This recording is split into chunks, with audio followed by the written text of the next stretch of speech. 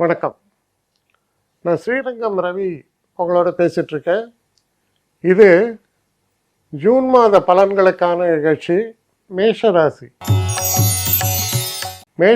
நேயர்களை பொறுத்த வரைக்கும் இந்த ஒரு காலகட்டத்தை பார்க்கும்போது முக்கியமாக உங்கள் ராசிநாதனான செவ்வாய் 4ஆம் வீட்டில் இருக்கிறார். இந்த மாதம் 7ஆம் தேதி 5ஆம் வீட்டுக்குள்ளே போகிறார், அதாவது சிம்ம ராசிக்குள்ளே. முக்கியமான ஒரு விஷயம் என்னென்னா, 5ஆம் வீட்டுக்குடைய சூரியன் குறிப்பாக 2ஆம் வீட்டில் இருக்கிறார் ஜூன் மாதம் 15ஆம் தேதி வரை. அதற்கு பிறகு அவர் 3ஆம் வீட்டுக்குள் பிரவேசிக்கிறார். இது முக்கியமான ஒரு விஷயம். என்னென்னா, இவங்களாம் திரிகோணாதிபதிகள். குருவை பொறுத்தவரையில் அவர் 3ஆம் வீட்டில் தான் இருக்கிறார். அப்போ இந்த மாதிரியான ஒரு கண்டிஷன்ஸ் இருக்கிற இந்த ஒரு காலகட்டத்தில் முக்கியமான ஒரு விஷயம் என்னென்னா, தனாதிபதி அப்படின்னு சொல்லக்கூடிய சுக்கிரன் உங்களுடைய ராசியில் தான் பிரவேசமாகி இந்த மாதம் முழுக்க இருக்கார். ஆல்மோஸ்ட் இந்த மாதம் முழுக்க அவர் இருக்கார் உங்கள் ராசிக்குள்ளேயே.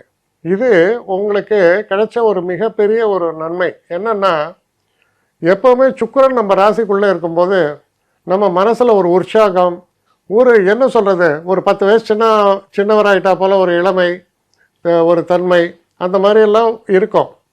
ரொம்ப ஒரு ஹாப்பியாக இருப்பீங்க, வைப்ரண்ட்டாக இருப்பீங்க, ரொம்ப சௌக்கியமாக இருக்கிற மாதிரி ஒரு நல்ல ஃபீலிங் கிடைக்கும். உடல் ஆரோக்கியமே சிறப்பாகத்தான் இருக்கும். கையில் நல்ல ஒரு ஃபினான்ஷியல், அதாவது பணப்புழக்கம் நல்லாவே இருக்கும் கையில்.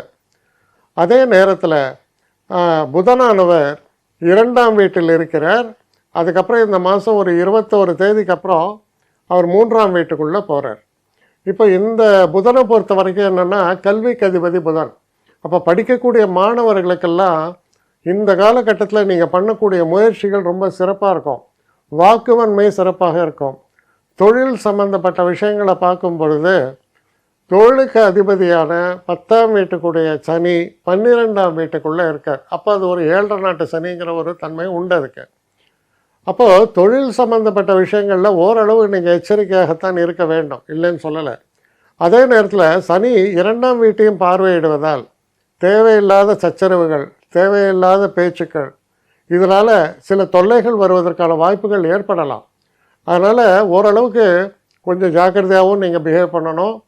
இந்த ஒரு காலகட்டத்தை பொறுத்த வரைக்கும் பெரும்பாலும் உங்களுடைய ஹெல்த் கண்டிஷன்ஸை பொறுத்த வரைக்கும் ஓரளவுக்கு திருப்திகரமாக இருக்கும்.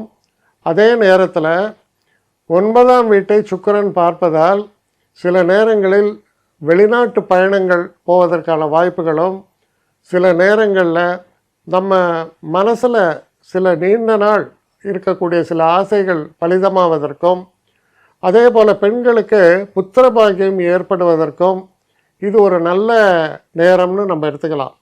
மொத்தத்தில் இந்த மாதத்துடைய ஒரு பலன்களை நம்ம பார்க்கும்பொழுது ஒரு கலவையாக இருக்குது. அதாவது ஓரளவுக்கு பாசிட்டிவ், ஓரளவுக்கு நெகட்டிவ், ரெண்டும் சேர்ந்து வரக்கூடிய ஒரு பலன்கள் தான் இந்த மாதத்தில் பெரும்பாலும் இருக்குது.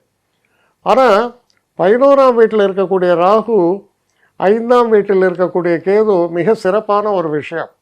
என்ன சிறப்புன்னா, 11ஆம் வீட்டில் ராகு இருக்கும் பொழுது மனசில் நல்ல தைரியம், இந்த பிதுராஜித சம்மந்தப்பட்ட சொத்துக்கள் இந்த மாதிரியான பிரச்சனைகள் இருந்தால் அது நீங்கும். அதே போல் 5ஆம் வீட்டில் இருக்கக்கூடிய கேது மன அமைதியை தருவார். மனசில் ஆரோக்கியமான நல்ல எண்ண ஓட்டங்கள் ஏற்படும். அதனால் இதெல்லாம் வச்சு பார்க்கும்பொழுது இந்த காலகட்டம் உங்களுக்கு சிறப்பாகத்தான் இருக்கும். குறிப்பாக உங்களுக்கு மூத்தவர்கள், அண்ணா அக்கா அப்படிலாம் இருக்கலாம், அவளால் உங்களுக்கு நன்மைகள் ஏற்படுவதற்கான ஒரு வாய்ப்புகளும் சிறப்பாக இருக்கிறது. திருமணம் சம்பந்தப்பட்ட பேச்சுவார்த்தைகள் ரொம்ப ஒரு முன்னேற்றமான பலனை தரும்.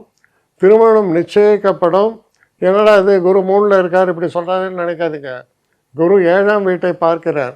அதனால் திருமணம் சம்பந்தப்பட்ட பிரச்சனைகள் தீர்க்கக்கூடிய நல்ல ஒரு காலமாக இது இருப்பதால் உங்களை பொறுத்தவரையில் நீங்கள் உங்கள் டேஸை சரியாக பிளான் பண்ணிங்கன்னா போகிறோம், ரொம்ப சிறப்பாக இந்த மாதம் அமையும்னு உறுதியாக நீங்கள் நம்பலாம். என்னை காண்டாக்ட் பண்ணணும்னு நிறைய பேர் நினைக்கிறீங்க.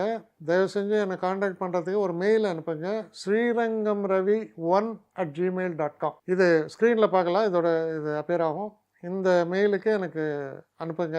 எனக்கு நிறைய பேர் அனுப்புகிறீங்க, நான் ஒருத்தன் தான் அதை பார்க்குறேன், செய்கிறேன். ஏன்னா இது வேகமாக செய்யலாம் முடியாது. ஒரு நாளைக்கு ஒரு 3 பேர் பார்ப்போம், 4 பேர் பார்க்குறோம். அதனால் கொஞ்சம் டிலே ஆகுது. கட்டண சேவை தான். இந்த கட்டணத்தை செலுத்திய பின்பும் கிட்டத்தட்ட ஒரு 5-6 நாள் ஆகும். சில பேர் நினைக்கலாம் கட்டணத்தை செலுத்தின உடனே அடுத்த நாளே பார்க்கணுன்ட்டு. அப்படி என்னால் முடியல. கொஞ்சம் பொறுமையும் நிதானமும் தேவையும் இருப்பவர்கள் நிச்சயமாக காண்டாக்ட் பண்ணுங்கள். என்னுடைய பெஸ்ட்டு சர்வீஸு உங்களுக்கு கண்டிப்பாக உண்டு. வணக்கம்.